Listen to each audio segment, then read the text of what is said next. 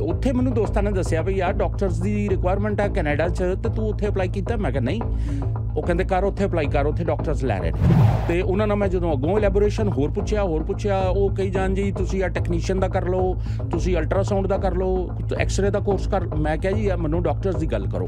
Very qualified people, ਉਹ ਕੋਈ truck ਚਲਾ ਰਿਹਾ, ਕੋਈ ਕੈਬ ਚਲਾ ਰਿਹਾ, ਕੋਈ ਕੁਛ ਕਰ ਰਿਹਾ, ਉਹਨਾਂ ਨੂੰ ਅਪਰਚੁਨਿਟੀ ਨਹੀਂ। ਇਸ ਕਰਕੇ ਕੈਨੇਡਾ ਸਟੈਂਡਸ ਨੋ ਵੇਅਰ ਇਨ ਇੰਟਰਨੈਸ਼ਨਲ ਫੀਲਡ।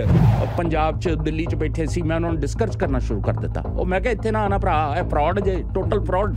ਇਹ ਸਮਝਦੇ ਇਹ ਨੇ ਕਿ ਫੋਰਨ ਦੀ ਜਿਹੜੀ MBBS ਹੈ, ਹਾਂਜੀ, ਉਹ ਟਰੱਕ ਚਲਾਉਣ ਲਈ ਜਾਂ ਹੋਰ ਕੰਮ ਕਰਨ ਲਈ ਉਹ ਮਤਲਬ ਜ਼ਰੂਰੀ ਹੈ ਕਿ ਇੰਨੇ ਕੁਆਲੀਫਾਈਡ ਪ੍ਰੋਫੈਸ਼ਨਲ ਜੀ ਸਿਰਫ ਇਸ ਕਰਕੇ ਕਿ ਜਿਹਨਾਂ ਮੁਲਕਾਂ 'ਚੋਂ ਅਸੀਂ ਆ ਰਹੇ ਹਾਂ ਉਹਨਾਂ ਮੁਲਕਾਂ ਦੀਆਂ ਮਤਲਬ ਬਦਕਿਸਮਤੀ ਕਹੋ ਕਿ ਸਰਕਾਰਾਂ ਸਿਰਫ ਸੜਕਾਂ ਸਾਫ਼ ਨਹੀਂ ਕਰ ਸਕਦੀਆਂ, ਸਫਾਈ ਨਹੀਂ ਕਰ ਸਕਦੀ, ਥੋੜ੍ਹਾ ਬਹੁਤ ਦਫ਼ਤਰ ਨਹੀਂ ਠੀਕ ਕਰ ਸਕਦੇ ਜੀ ਤੇ ਇੰਨੀ ਕੁ ਚੀਜ਼ ਦੇ ਭੱਜੇ ਹੋਏ ਲੋਕ ਇੱਥੇ ਆਉਂਦੇ।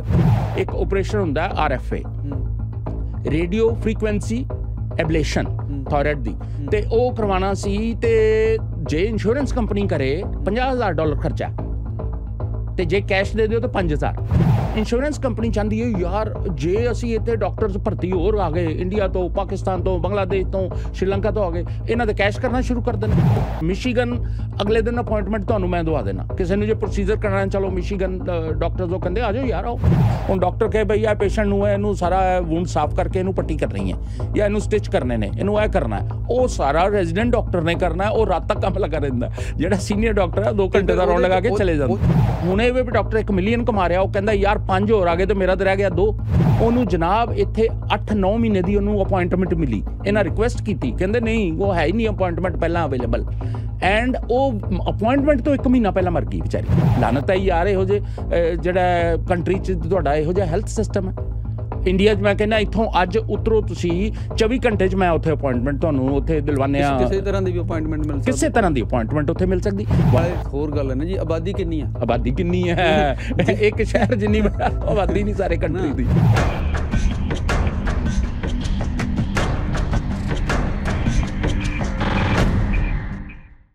ਤੇ ਹੁਣ ਜਿਸ ਮੁੱਦੇ ਦੇ ਉੱਤੇ ਅਸੀਂ ਗੱਲਬਾਤ ਕਰਨੀ ਹੈ, ਜਿਹਦੇ ਬਾਰੇ ਜਿਹੜਾ ਮੁੱਦਾ ਇਹੋ ਜਿਹਾ ਮੁੱਦਾ ਜਿਹੜਾ ਓਨਟਾਰੀਓ ਦੀ ਲੈਜਿਸਲੇਚਰ ਦੀ ਕਾਰਵਾਈ 'ਤੇ ਇਸ ਵਾਰ ਡੋਮੀਨੇਟ ਕਰੇਗਾ।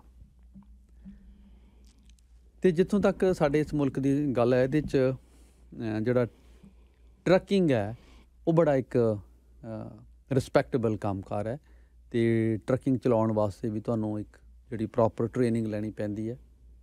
ਰੀਅਲ ਸਟੇਟ ਤੁਸੀਂ ਕਰਨਾ ਉਹ ਵੀ ਬੜਾ ਇੱਕ ਵਕਾਰੀ ਪ੍ਰੋਫੈਸ਼ਨ ਹੈ, ਉਹਦੇ ਵਾਸਤੇ ਵੀ ਤੁਹਾਨੂੰ ਇੱਕ ਪੜ੍ਹਾਈ ਕਰਨੀ ਪੈਂਦੀ ਹੈ। ਪਰ ਡੈਫੀਨੇਟਲੀ ਟਰੱਕ ਚਲਾਉਣ ਲਈ ਜਾਂ ਰੀਅਲ ਸਟੇਟ ਕਰਨ ਲਈ ਤੁਹਾਨੂੰ MBBS ਕਰਨ ਦੀ ਲੋੜ ਨਹੀਂ ਹੈ ਜਾਂ ਤੁਹਾਨੂੰ PhD ਕਰਨ ਦੀ ਲੋੜ ਨਹੀਂ ਹੈ।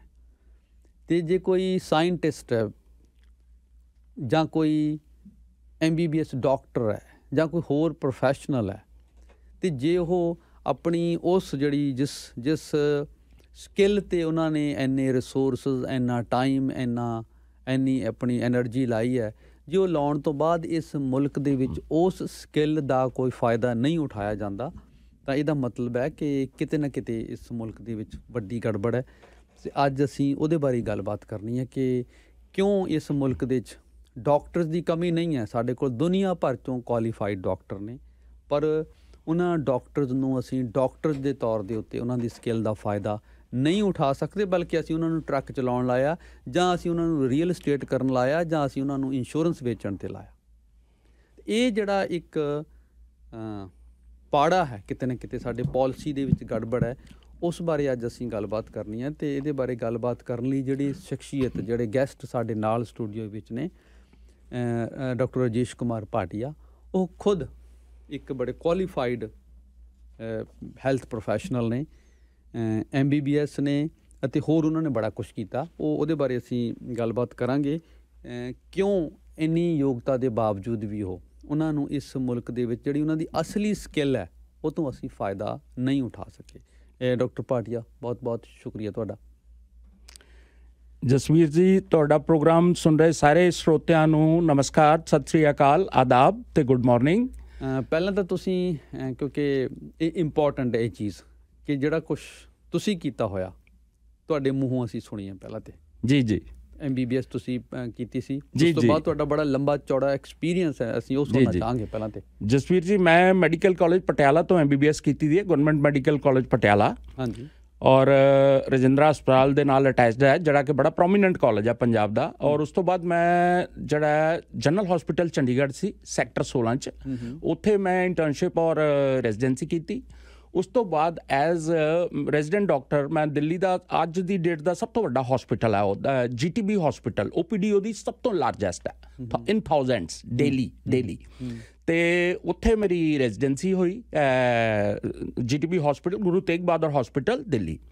ਔਰ ਉਸ ਤੋਂ ਬਾਅਦ ਮੈਂ ਡਾਕਟਰ ਰਾਮ ਮਨੋਹਰ ਲੋਹੀਆ ਹਸਪੀਟਲ, ਜਿਹੜਾ ਬੜਾ ਪ੍ਰੋਮੀਨੈਂਟ VIP ਹਸਪੀਟਲ ਹੈ ਦਿੱਲੀ ਦੀ ਪਾਰਲੀਮੈਂਟ ਦੇ ਨਾਲ adjoining. Doctor Ram Manohar Lohia hospital ਨੂੰ ਪਹਿਲਾਂ ਵਿਲਿੰਗਡਨ ਹਸਪੀਟਲ ਵੀ ਕਹਿੰਦੇ ਸੀ, ਵੈਰੀ ਪ੍ਰੋਮੀਨੈਂਟ ਹਸਪੀਟਲ। ਉੱਥੇ ਮੈਂ ਆਪਣਾ ਐਮਰਜੈਂਸੀ ਮੈਡੀਕਲ ਆਫਿਸਰ ਵੀ ਰਿਹਾ।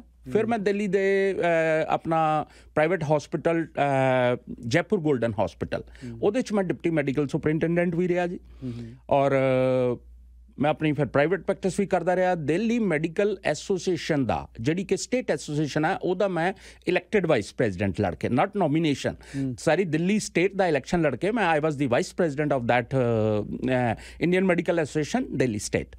ਔਰ ਇਮਿਊਨਾਈਜੇਸ਼ਨ 'ਚ ਪਰਟੀਕੁਲਰਲੀ ਜਿਹੜਾ ਮੇਰਾ ਕਾਫੀ ਅੱਛਾ ਟਰੈਕ ਰਿਕਾਰਡ ਸੀ। ਮੈਂ ਜਿਹੜੇ ਵੀ ਹੈ ਸਾਰੇ ਕੰਟਰੀ ਦੇ ਵਿੱਚ ਔਰ ਦਿੱਲੀ ਸਟੇਟ 'ਚ ਇਮਿਊਨਾਈਜੇਸ਼ਨ ਦਾ ਮੈਨੂੰ ਉਹਨਾਂ ਇੰਚਾਰਜ ਬਣਾਇਆ ਸੀ। ਸੋ ਆਈ ਵਾਜ਼ ਚੇਅਰਮੈਨ ਆਫ ਕਮਿਊਨਿਟੀ ਸਰਵਿਸਿਜ਼, ਜਿੰਨੇ ਵੀ ਪ੍ਰੋਜੈਕਟ ਸੀ। ਅਤੇ ਉਸ ਤੋਂ ਬਾਅਦ ਮੈਨੂੰ ਮੌਕਾ ਮਿਲਿਆ ਇਹਦੇ 'ਚ ਡਾਕਟਰਸ ਵਿਦਆਊਟ ਬਾਰਡਰਸ। ਇਹ ਇੰਟਰਨੈਸ਼ਨਲ ਇੱਕ ਏਜੰਸੀ ਹੈ ਜਿਹੜੀ ਸਾਰੇ ਦੁਨੀਆ ਦੇ ਮਤਲਬ ਦੁਨੀਆ ਦੇ ਦੇਸ਼ਾਂ 'ਚ ਕੰਮ ਕਰਦੇ ਨੇ ਡਾਕਟਰਸ। ਅਤੇ ਮੈਨੂੰ ਇਹਨਾਂ ਨੇ ਜਰਮਨੀ ਬੁਲਾਇਆ। ਜਰਮਨੀ ਜਿਹੜੀ ਇਹਨਾਂ ਦੀ ਜੋ ਬੇਸਿਕ ਦੱਸਿਆ ਪਿਆ ਹੈ ਪ੍ਰੋਜੈਕਟਸ ਕਰਨੇ ਆ, I was selected there. So as an international medical officer ਮੈਂ ਅਸਾਮ ਦੇ ਵਿੱਚ ਪ੍ਰੋਜੈਕਟ ਕੀਤੇ। ਉੱਥੇ ਮਲੇਰੀਆ ਬੜਾ ਹੁੰਦਾ ਇੰਡੀਆ 'ਚ, ਮਤਲਬ ਉੱਥੇ ਬਾਰਿਸ਼ ਬਹੁਤ ਜ਼ਿਆਦਾ ਹੁੰਦੀ ਹੈ, ਮਲੇਰੀਆ ਉਹਦੇ ਕਰਕੇ ਬਹੁਤ ਜ਼ਿਆਦਾ ਹੁੰਦਾ। ਸੋ ਆਈ ਵਰਕਡ ਇਨ ਮਲੇਰੀਆ ਮਿਸ਼ਨ ਇੰਟਰਨੈਸ਼ਨਲ ਪ੍ਰੋਜੈਕਟਸ ਦੇ ਨਾਲ, ਉੱਥੇ ਵੀ ਕੰਮ ਕੀਤਾ। ਉਸ ਤੋਂ ਬਾਅਦ ਫਿਰ ਮੈਂ ਕੈਲੀਫੋਰਨੀਆ ਜਾ ਕੇ ਮੈਂ ਪਬਲਿਕ ਹੈਲਥ ਦਾ ਮਾਸਟਰਸ ਕੀਤਾ, ਕੈਲੀਫੋਰਨੀਆ ਸਟੇਟ ਯੂਨੀਵਰਸਿਟੀ ਤੋਂ ਪਬਲਿਕ ਹੈਲਥ ਦਾ। ਉੱਥੇ ਪਰ ਕੀ ਸੀ, ਅਸੀਂ ਸਟੂਡੈਂਟ ਵੀਜ਼ਾ 'ਤੇ ਸੀ ਕੈਲੀਫੋਰਨੀਆ 'ਚ। ਅਤੇ ਉੱਥੇ ਮੈਨੂੰ ਦੋਸਤਾਂ ਨੇ ਦੱਸਿਆ ਵੀ ਯਾਰ ਡਾਕਟਰਸ ਦੀ ਰਿਕੁਆਇਰਮੈਂਟ ਹੈ ਕੈਨੇਡਾ 'ਚ, ਅਤੇ ਤੂੰ ਉੱਥੇ ਅਪਲਾਈ ਕੀਤਾ? ਮੈਂ ਕਿਹਾ ਨਹੀਂ। ਉਹ ਕਹਿੰਦੇ ਕਰ, ਉੱਥੇ ਅਪਲਾਈ ਕਰ, ਉੱਥੇ ਡਾਕਟਰਸ ਲੈ ਰਹੇ ਨੇ। ਮੈਂ 2009-10 ਦੀ ਇਹ ਗੱਲ ਹੈ, ਅਤੇ ਮੈਂ ਅਪਲਾਈ ਕੀਤਾ। ਤਾਂ ਆਈ ਵਾਜ਼ ਸਿਲੈਕਟਡ ਇਮੀਡੀਏਟਲੀ। ਉਹਨਾਂ ਮੈਨੂੰ ਮੇਰਾ ਰਿਕਾਰਡ ਦੇਖ ਕੇ, ਤਾਂ ਉਹ ਜਿਹੜੀ ਇਮੀਗ੍ਰੇਸ਼ਨ ਆਫਿਸਰ ਸੀ ਉਹ ਕਹਿੰਦੀ ਉਹ ਵਿਲ ਬੀ ਬਹੁਤ ਵਧੀਆ ਸਾਨੂੰ, ਅਤੇ we will utilize your services. And ਮੈਂ ਜਦੋਂ ਸਿਲੈਕਸ਼ਨ ਕਰਨ ਲਈ ਸਾਰਾ ਕੁਝ ਹੋਇਆ, ਇੱਥੇ ਆ ਕੇ ਉਹਨਾਂ ਕਿਹਾ ਜੀ ਨਵੇਂ ਜਿਹੜੇ ਇਮੀਗ੍ਰੈਂਟਸ ਆ ਰਹੇ ਨੇ ਡਾਕਟਰਸ, ਉਹਨਾਂ ਲਈ ਸੈਸ਼ਨਸ ਹੁੰਦੇ ਨੇ, ਤੁਸੀਂ ਉਹ ਅਟੈਂਡ ਕਰੋ। ਕਿਉਂਕਿ ਮੈਨੂੰ ਕੁਝ ਪਤਾ ਨਹੀਂ ਚੱਲ ਰਿਹਾ ਵੀ ਕਿੱਧਰ ਮਿਲਣਾ। ਜਦੋਂ ਜਾ ਕੇ ਉਹਨਾਂ ਨੂੰ ਮਿਲੇ ਗਿਲੇ ਪਤਾ ਕੀਤਾ, ਅਤੇ ਮੈਨੂੰ ਉਹਨਾਂ ਦੀਆਂ ਗੱਲਾਂ ਤੋਂ ਪਤਾ ਲੱਗ ਗਿਆ ਵੀ ਇਹਨਾਂ ਕੋਲ ਯਾਰ ਇੱਥੇ ਤਾਂ ਕੁਛ ਆਪਰਚੁਨਿਟੀ, ਕੋਈ ਕਲੀਅਰ ਕੱਟ ਗੱਲ ਨਹੀਂ ਕਰ ਰਹੇ। ਅਤੇ ਉਹਨਾਂ ਨਾਲ ਮੈਂ ਜਦੋਂ ਅੱਗੋਂ ਇਲੈਬੋਰੇਸ਼ਨ ਹੋਰ ਪੁੱਛਿਆ, ਉਹ ਕਹੀ ਜਾਣ ਜੀ ਤੁਸੀਂ ਆ ਟੈਕਨੀਸ਼ੀਅਨ ਦਾ ਕਰ ਲਓ, ਤੁਸੀਂ ਅਲਟਰਾਸਾਊਂਡ ਦਾ ਕਰ ਲਓ, ਐਕਸਰੇ ਦਾ ਕੋਰਸ ਕਰ। ਮੈਂ ਕਿਹਾ ਜੀ ਮੈਨੂੰ ਡਾਕਟਰਸ ਦੀ ਗੱਲ ਕਰੋ। ਮੈਂ ਕਿਹਾ you have selected me as a doctor. ਤੁਹਾਡੀ ਇਮੀਗ੍ਰੇਸ਼ਨ ਡਿਪਾਰਟਮੈਂਟ ਨੇ ਜਦੋਂ ਤੁਸੀਂ, ਮੈਂ ਕਿਹਾ all over world doctor select ਕਰਦੇ ਹੋ, ਚਾਹੇ ਉਹ ਇੰਡੀਆ ਹੈ, ਪਾਕਿਸਤਾਨ ਹੈ, ਬੰਗਲਾਦੇਸ਼ ਹੈ, ਸ਼੍ਰੀਲੰਕਾ ਹੈ, ਮੋਸਟਲੀ ਉੱਧਰੋਂ ਚਲੋ ਆਉਂਦੇ ਨੇ। ਅਤੇ ਮੈਂ ਕਿਹਾ ਤੁਸੀਂ ਤਾਂ ਸਾਰੇ ਸਰਟੀਫਿਕੇਟ ਚੈੱਕ ਕਰਦੇ ਹੋ। ਮੈਂ ਕਿਹਾ ਤੁਸੀਂ ਮੇਰੇ ਸਾਰੇ ਕ੍ਰੈਡੈਂਸ਼ੀਅਲ ਚੈੱਕ ਕੀਤੇ, ਮੈਂ ਕਿੱਥੇ ਕਿੱਥੇ ਕੰਮ ਕੀਤਾ, ਕਿੱਥੋਂ MBBS ਕੀਤੀ, ਔਰ ਸਟੇਟ ਕਾਉਂਸਲ ਤੋਂ ਮੈਂ ਤੁਸੀਂ ਮੇਰਾ ਰਿਕਾਰਡ ਕਢਾਉਂਦੇ ਹੋ, ਚਾਹੇ ਉਹ ਪੰਜਾਬ ਮੈਡੀਕਲ ਕਾਉਂਸਲ ਹੈ, ਚਾਹੇ India medical council of India, ਤੁਸੀਂ ਸਾਰੇ ਰਿਕਾਰਡ ਮੰਗੇ ਅਤੇ ਵੈਰੀਫਾਈ ਕਰਕੇ ਤੁਸੀਂ ਸਿਲੈਕਟ ਕਰਕੇ ਬੰਦੇ ਨੂੰ ਇੱਥੇ ਲਿਆਉਂਦੇ ਹੋ। ਅਤੇ ਇੱਥੇ ਤੁਸੀਂ ਕਹਿੰਦੇ ਹੋ ਵੀ ਤੂੰ ਟੈਕਨੀਸ਼ੀਅਨ ਬਣ ਜਾ, ਤੂੰ ਹੈ। ਮੈਂ I don't disrespect any profession, ਮੈਂ ਕਹਿੰਦਾ ਸਭ ਆਪਣੀ ਆਪਣੀ ਜਗ੍ਹਾ ਬੜੇ ਵੈਲਿਡ ਨੇ, ਪਰ ਬੰਦਾ ਜੋ ਆਪਣਾ ਲੈ ਕੇ ਆਇਆ ਹੁੰਦਾ ਐਕਸਪੈਕਟੇਸ਼ਨ, ਜੋ ਇਮੈਜੀਨੇਸ਼ਨ ਲੈ ਕੇ ਆਇਆ, ਇੱਥੇ ਤੇ ਉਹ ਸਾਰਾ ਧਰਾਸ਼ਾਹੀ ਹੋ ਜਾਂਦਾ। ਬੰਦਾ ਕਹਿੰਦਾ ਯਾਰ ਕਿੱਥੇ ਆ ਗਏ ਗਲਤੀ ਨਾਲ। ਤੁਸੀਂ ਇਮੈਜਿਨ ਕਰੋ। ਉਸ ਤੋਂ ਬਾਅਦ ਮੈਂ ਆਪਣੇ ਜਿਹੜੇ ਫਰੈਂਡਸ ਮੇਰੇ ਚੰਡੀਗੜ੍ਹ ਬੈਠੇ ਸੀ, ਜਿਹੜੇ ਪੰਜਾਬ 'ਚ ਦਿੱਲੀ 'ਚ ਬੈਠੇ ਸੀ, ਮੈਂ ਉਹਨਾਂ ਨੂੰ ਡਿਸਕਸ ਕਰਨਾ ਸ਼ੁਰੂ ਕਰ ਦਿੱਤਾ। ਉਹ ਮੈਂ ਕਿਹਾ ਇੱਥੇ ਨਾ ਆਉਣਾ ਭਰਾ, ਇਹ ਫਰਾਡ ਜੇ, ਟੋਟਲ ਫਰਾਡ। ਮਤਲਬ it's very unfortunate to say ਕਿ ਜਿਹੜੇ ਕੰਟਰੀ ਤੁਸੀਂ ਆ ਕੇ ਬੈਠੇ ਹੋ, ਪਰ ਕਿਉਂ? ਕਿਉਂਕਿ ਬੱਚੇ ਆ ਕੇ ਜਦੋਂ ਤੁਸੀਂ ਉਹ ਯੂਨੀਵਰਸਿਟੀ ਜੁਆਇਨ ਕਰ ਲੈਂਦੇ, ਕੁਛ ਕਰਦੇ, you don't want to back track ਕਿ ਯਾਰ ਤੁਸੀਂ ਛੱਡ ਕੇ ਭੱਜੋ ਵੀ ਅਪਰਚੁਨਿਟੀ ਨਹੀਂ। ਅਤੇ ਉਹਦੇ ਕਰਕੇ ਕੀ ਹੈ ਕਿ ਫੈਮਿਲੀ ਜਿਹੜੀ ਹੈ, ਬੱਚੇ ਸਫਰ ਕਰਨਗੇ। ਉਹ ਕਹਿਣਗੇ ਯਾਰ ਅਸੀਂ ਹੁਣ ਯੂਨੀਵਰਸਿਟੀ ਜੁਆਇਨ ਕਰ ਲਈ, ਇਹ ਵਾਪਸ ਭੱਜਦੇ ਪਏ ਨੇ ਕਿਉਂਕਿ ਇਹਨਾਂ ਨੂੰ ਅਪਰਚੁਨਿਟੀ ਨਹੀਂ ਮਿਲੀ।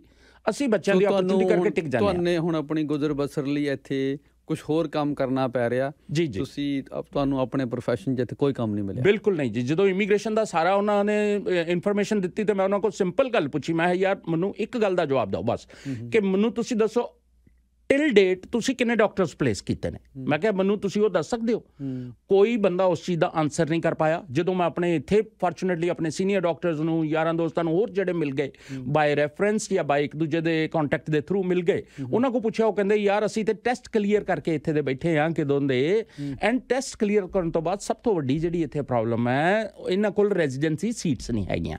ਐਂਡ ਰੈਜ਼ੀਡੈਂਸੀ ਸੀਟਸ ਜਿਹੜੀਆਂ ਦੇਣੀਆਂ ਹੁੰਦੀਆਂ ਉਹ ਆਈਦਰ ਪ੍ਰੋਵਿੰਸ਼ੀਅਲ ਗਵਰਨਮੈਂਟ, ਆਪਣੀਆਂ ਓਨਟੇਰੀਓ ਦੀ ਗਵਰਨਮੈਂਟ ਜਾਂ ਫੈਡਰਲ ਗਵਰਨਮੈਂਟ ਦੀ ਕੋਲੈਬੋਰੇਸ਼ਨ ਹੁੰਦੀਆਂ ਵੀ ਸਾਨੂੰ ਕਿੰਨੀਆਂ ਜਿਹੜੀਆਂ ਇਹ ਸੀਟਸ ਚਾਹੀਦੀਆਂ, ਤੇ ਉਹ ਜਦੋਂ ਨਹੀਂ ਪ੍ਰੋਵਾਈਡ ਕਰੋਗੇ, ਰੈਜ਼ੀਡੈਂਸੀ ਸੀਟਸ ਨਹੀਂ ਮਿਲੇਗੀ, ਤੇ ਜਿਹੜੇ ਫੋਰਨ ਡਾਕਟਰਸ ਆਉਂਦੇ ਨੇ ਉਹਨਾਂ ਨੂੰ ਟ੍ਰੇਨਿੰਗ ਹੀ ਮਿਲੇਗੀ। ਅਨਫੋਰਚੂਨੇਟਲੀ ਦੇ ਵੋਂਟ ਬੀ ਪਲੇਸਡ। ਮਤਲਬ ਇਦਾਂ ਕਿ ਉਹਨਾਂ ਨੂੰ ਤੁਸੀਂ ਨਾਂ ਵੀ ਨਹੀਂ ਕਿਹਾ ਤੇ ਇਨਡਾਇਰੈਕਟਲੀ ਉਹਨਾਂ ਨੂੰ ਤੁਸੀਂ ਸਿਸਟਮ 'ਚ ਆਉਣ ਉਹਨਾਂ ਨੂੰ ਸਿਸਟਮ 'ਚ ਆਉਣ ਹੀ ਨਹੀਂ ਦਿੱਤਾ। ਰਾਦਰ ਮੈਂ ਇਹਦੇ 'ਚ ਇਹ ਕਹਾਂਗਾ ਦੈਟ ਇਜ਼ ਵੈਰੀ ਅਨਫੋਰਚੂਨੇਟ। ਇੱਥੇ ਜ਼ਰੂਰ ਕਿਤੇ ਨਾ ਕਿਤੇ ਪੋਲੀਟੀਕਲ ਵਿਲ ਪਾਵਰ ਦੀ ਵੀ ਕਮੀ ਹੈ, ਔਰ ਜਿਹੜੀ ਸਾਡੀ ਕੈਨੇਡੀਅਨ ਮੈਡੀਕਲ ਐਸੋਸੀਏਸ਼ਨ ਹੈ ਇਹਨਾਂ ਦੀ ਵੀ ਜਿਹੜੀ ਹੈ ਕਿਤੇ ਨਾ ਕਿਤੇ ਨੈਕਸਸ ਹੈ ਇਹਨਾਂ ਸਾਰਿਆਂ 'ਚ, ਕਿਤੇ ਨਾ ਕਿਤੇ ਗੜਬੜ ਤੇ ਹੈ ਜੀ। ਜੀ ਜੀ। ਤੇ ਡਾਕਟਰ ਭਾਟੀਆ, ਤੁਸੀਂ ਕਈ ਗੱਲਾਂ ਕੀਤੀਆਂ, ਵੈਸੇ ਤੁਸੀਂ ਆਪ ਅੱਜ ਕੱਲ੍ਹ ਕੀ ਕਰਦੇ ਹੋ?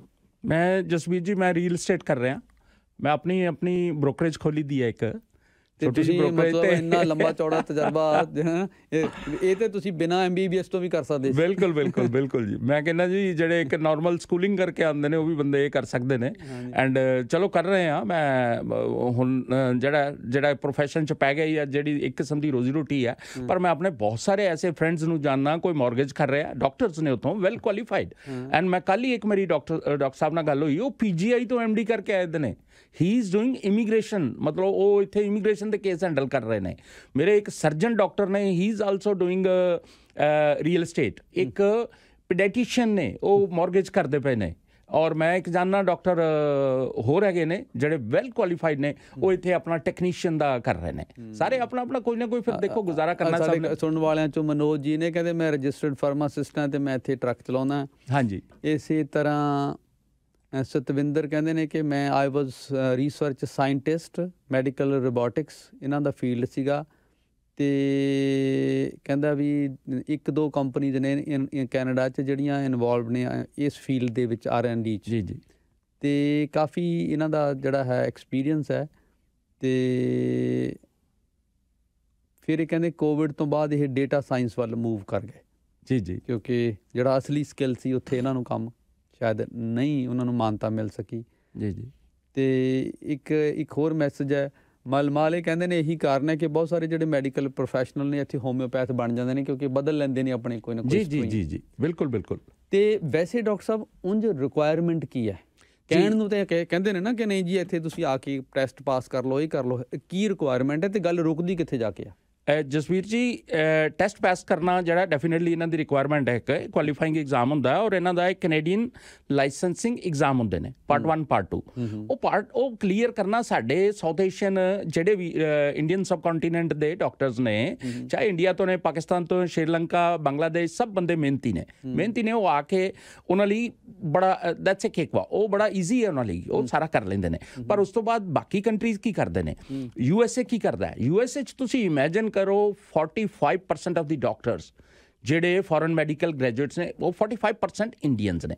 ਅਤੇ ਕਹਿਣ ਦਾ ਮਤਲਬ ਇਹ ਵੇ ਉਹ ਕੁਆਲੀਫਾਈ ਕਰਦੇ ਨੇ ਸਾਰੇ, ਪਰ ਉਹਨਾਂ ਨੂੰ ਨਾਲ ਦੀ ਨਾਲ ਰੈਜ਼ੀਡੈਂਸੀ ਮਿਲ ਜਾਂਦੀ ਹੈ। ਇੱਥੇ ਕੰਮ ਇਹ ਅਟਕ ਜਾਂਦਾ ਕਿ ਉਹ ਬੰਦੇ ਕੁਆਲੀਫਾਈ ਕਰ ਜਾਂਦੇ ਨੇ, ਸਭ ਕੁਝ ਹੋ ਜਾਂਦਾ, ਉਸ ਤੋਂ ਬਾਅਦ ਕਹਿੰਦੇ ਰੈਜ਼ੀਡੈਂਸੀ ਸੀਟਸ ਨਹੀਂ ਹੈਗੀਆਂ। ਹੁਣ ਤੁਸੀਂ ਇਮੈਜਿਨ ਕਰੋ ਇਹਨਾਂ ਕੋਲ ਹੈਗੀਆਂ ਰਫਲੀ, ਮੈਂ ਅਪਰੋਕਸੀਮੇਟਲੀ ਦੱਸ ਰਿਹਾ, ਮੈਂ ਐਗਜ਼ੈਕਟ ਨੰਬਰ ਕਲੇਮ ਨਹੀਂ ਕਰਨਾ ਚਾਹੁੰਦਾ, ਲੇਕਿਨ 3,500 ਇਹਨਾਂ ਕੋਲ ਸੀਟਸ ਹੈਗੀਆਂ।